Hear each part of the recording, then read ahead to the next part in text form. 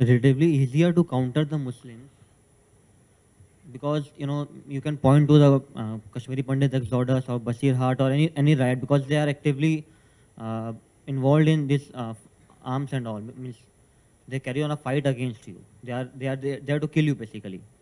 But the Christians, they fight a passive war. I mean, take for example the Kundakulam plant. Baptist Church funded the whole movement, which surprisingly garnered the support of the poor people over there because they said that the radiations might harm you. Correct. So I don't see any. Can I respond to it? I'll have to clarify two things.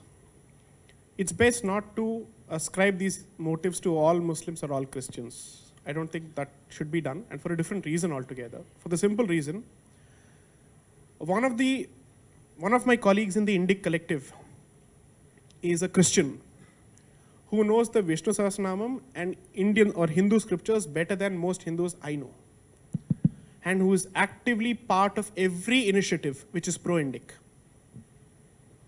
And what does this tell you? People can be changed. What needs to be fought is a mindset. What needs to be countered is an idea. What needs to be countered is an ideology. Now, there is a saying, and just to address your example, one is a tiger, the other is a snake. You need to be in a position to fight both the tiger and the snake, which means you must have the wherewithal to resist direct confrontation. You must also have the mental agility to fight the intellectual battle. One thing that you must note, until the Britishers set foot in this country, Hindus may have lost battle after battle, war after war, but they never lost respect for their faith or their roots or their Hindu identity. They lost nothing.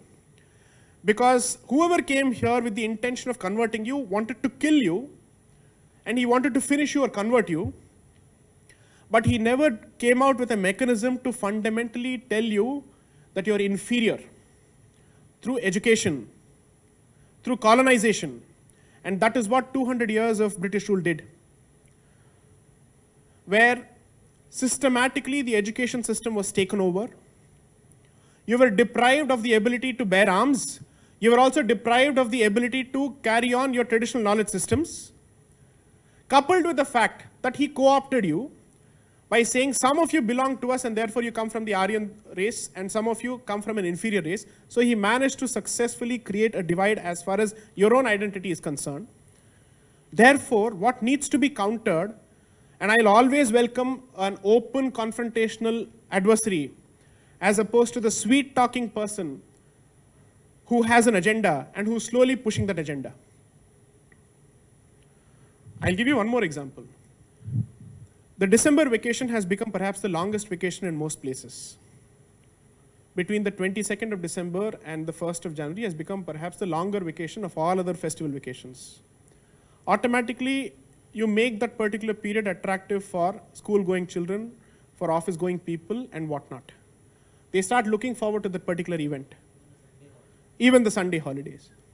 What does this tell you? This is silent. This is subtle. And it needs to be countered in a very subtle way.